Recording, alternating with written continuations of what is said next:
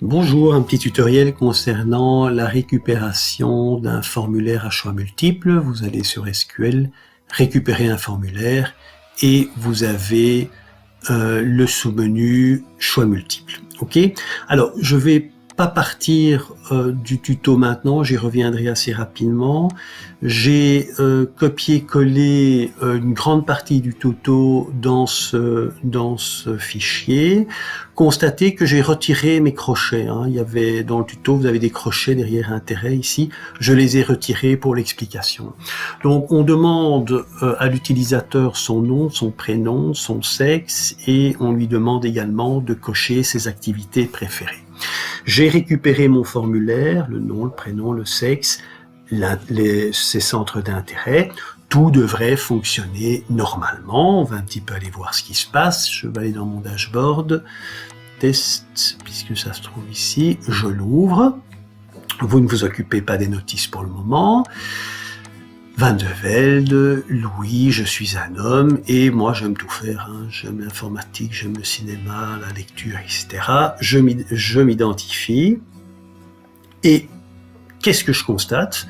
Je constate qu'il n'a pris que cinéma. Au lieu de prendre musique, voyage, informatique, lecture et cinéma, il ne m'a pris que cinéma.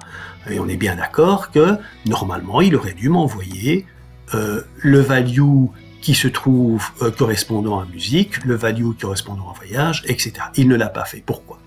Mais tout simplement parce que votre page web, elle s'interprète du haut vers le bas, séquentiellement. Donc, lorsque vous avez envoyé votre formulaire, que s'est-il passé?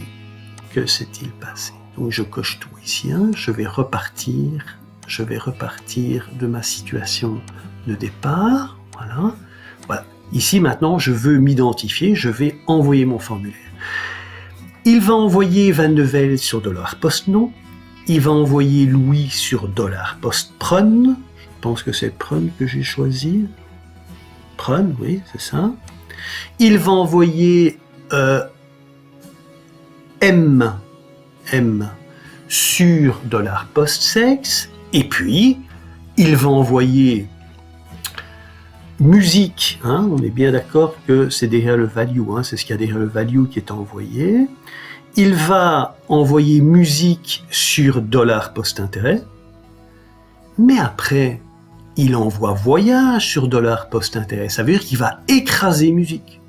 Et après, il envoie informatique sur $postintérêt, donc il va écraser voyage. Ensuite, c'est lecture qui va écraser $postintérêt et donc qui va écraser informatique. Et pour le dernier qui va écraser $postintérêt avec sa valeur, c'est cinéma. C'est la raison pour laquelle c'est cinéma qui apparaît ici. Je rappelle, vous le savez, mais je rappelle que c'est pas cette valeur-là qui est envoyée. On est bien d'accord. C'est la valeur qui se trouve derrière le value. Il se fait que j'ai mis les mêmes, mais c'est bien la valeur qui se trouve derrière le value. Et donc vous êtes un petit peu ennuyé. C'est la raison pour laquelle nous allons demander maintenant de déclarer non pas une simple variable, mais un tableau.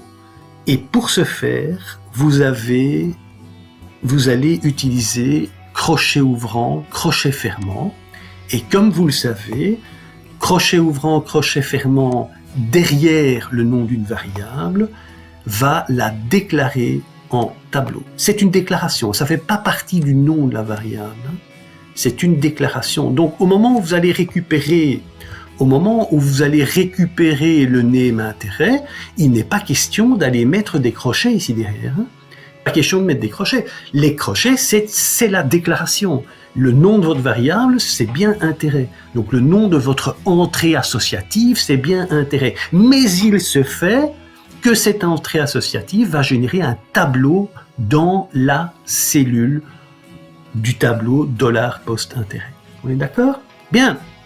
Eh bien, forcément, ceci, vous allez récupérer ça avec une boucle. Alors, je vais être très paresseux. Et je vais récupérer mon code ici. Voilà. Je vais tout prendre comme ça. Il n'y a pas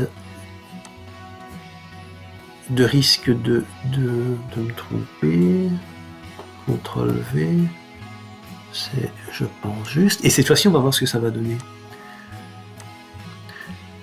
Maintenant, c'est toujours Van de Velde Louis, je suis toujours un homme, et cette fois-ci, j'ai toujours tout coché, je m'identifie. Et tout fonctionne parfaitement, puisque j'avais coché l'ensemble de mes activités, et effectivement, l'ensemble de mes activités ont été reprises. Pourquoi? Parce que maintenant, il y a un tableau dans la cellule intérêt de mon tableau $post. Donc dans ce cas-ci, votre tableau contient 1, 2, 3, 4, 5 cellules. Maintenant, vous pourriez très bien vous dire, tiens, mais moi je n'ai pas 5 activités favorites, je n'en ai que 2, la musique et la lecture. Si vous vous identifiez, forcément, vous aurez cette fois-ci 2 activités favorites, et vous avez donc un tableau dans la cellule intérêt du tableau $post, vous aurez un tableau de 2 cellules indicées de 0 à 1. Vous pouvez évidemment en cocher 3, en cocher 4, vous cochez ce que vous voulez évidemment, hein, d'accord? Donc, et la longueur du tableau sera identique au nombre d'éléments que vous avez cochés dans votre formulaire. Voilà, j'espère que vous avez bien compris. Et c'est fini pour aujourd'hui. À très bientôt.